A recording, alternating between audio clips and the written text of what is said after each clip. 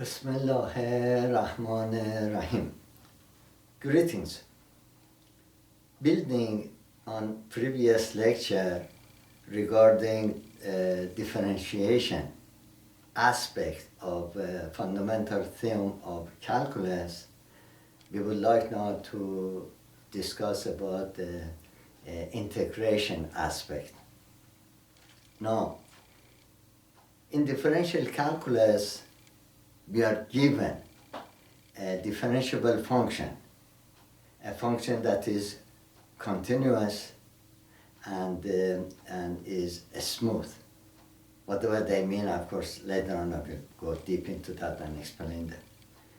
And we apply the definition of derivative that we developed it in the previous lecture and come up with an independent function, a function in its own right, that we called it derivative of the original function. That's what we did in the previous lecture.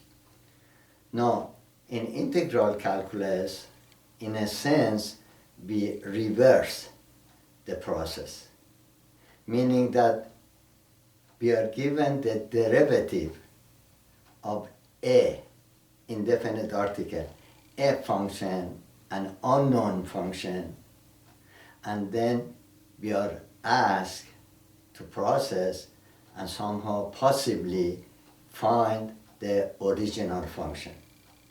Notice that I use the word possibly. Again, all of this will be discussed much in detail in the coming lectures. Now, in differential calculus, by the way, let me say a few words about the definition of derivative that we developed it yesterday, last time. Now, the limit of quotient, f of x plus delta x minus f of x over delta x, limit of that as delta x approaches 0, is every textbook in calculus, they call it the definition of derivative. But this definition can be deductively proved. I repeat myself, deductively proved, which means it can be considered as a theorem. But that is in the textbook of real analysis.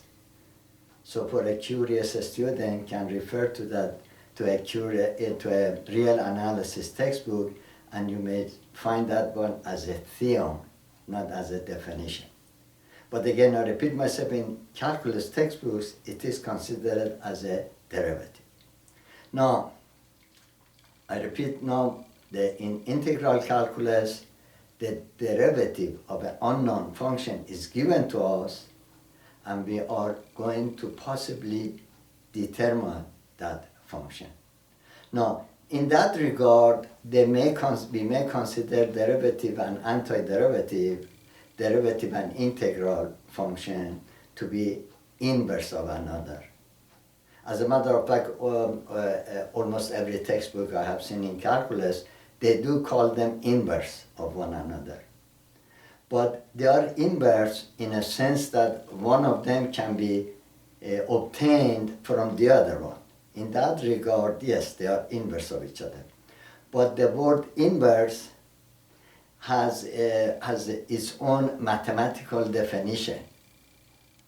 And because the function, the mother function and derivative, the integral function and the derivative, both are functions, and the inverse of two functions are, if you compose those two functions, you get identity. That's the mathematical definition of inverse. So two functions are inverse of one another if the composition of them produce identity. But this is not the case with derivative and antiderivative functions. The composition of them do not produce identity. So in the meticulous and rigorous mathematical definition of inverse, they are not really inverse of one another. Now, the other thing we would like to discuss is that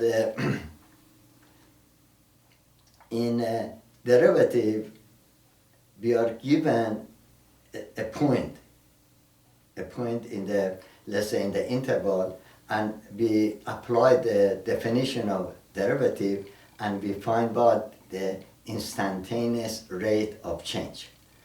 So in differentiation concerns with instantaneous rate of change at a specific point, a specific point on the graph.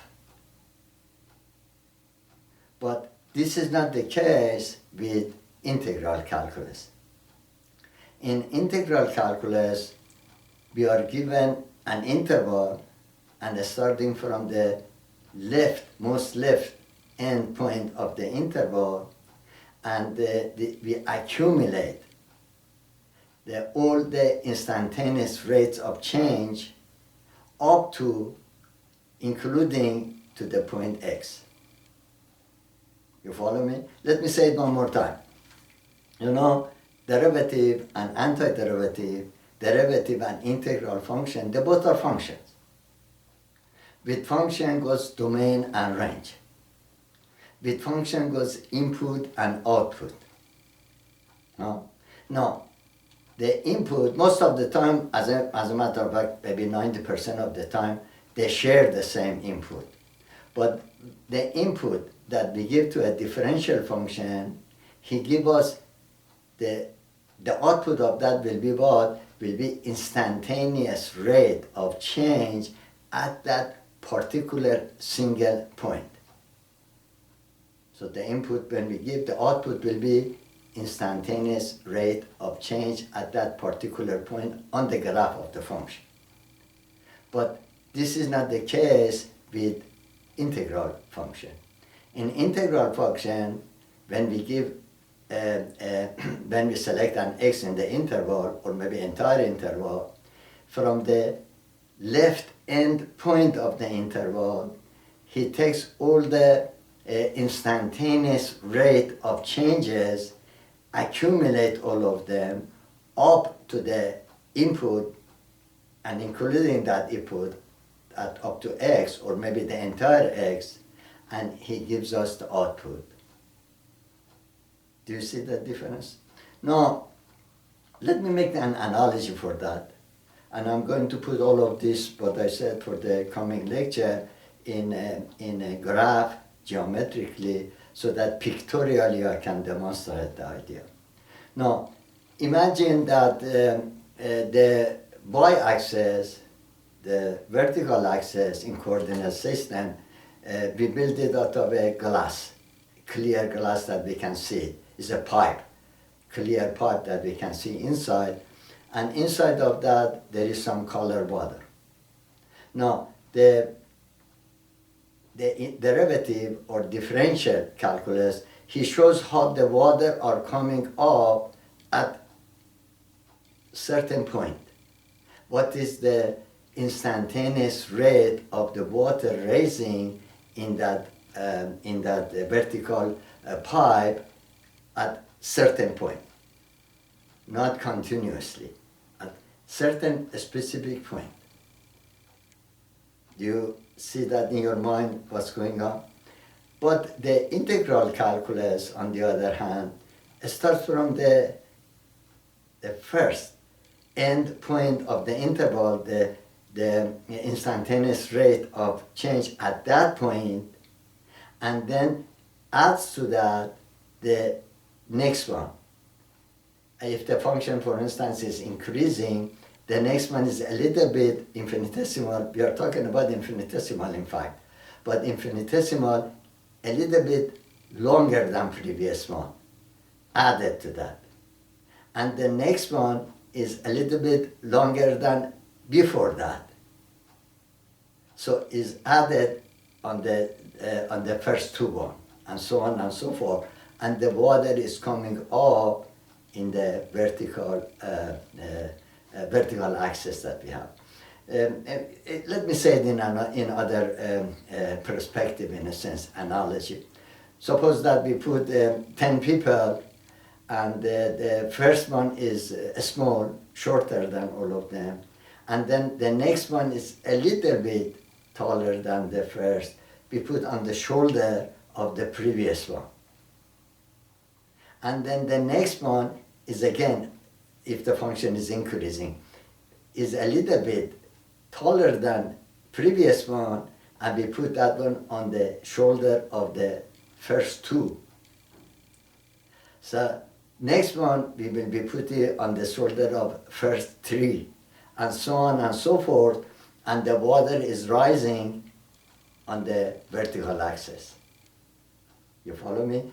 The people on the top of each other, they go up and up. Now, in the next lecture, I'm going to put this one in, I repeat myself again, in a pictorial presentation to be more explicit. But I'm really waving my hand. Please do not get discouraged if you are hearing that for the first time. For those students that they have already taken calculus, they know precisely what I'm talking about, hopefully. And for the beginners, please do not get discouraged, because I'm going to upload maybe 10 or more just about this particular subject, and dive deep into that, and make examples, and repeat, and you will see that the subject is extremely sweet and extremely easy and elementary. All right? Okay, then I thank you for today's lecture, watching my today's lecture. And as always, I wish all my audience, not just my audience, but all over the world, prosperity and good health. And please stay and remain safe. And I will prepare some good pictorial presentation to make it more comprehensible. Okay, then I thank you again, and all of you have a pleasant and safe time. So long.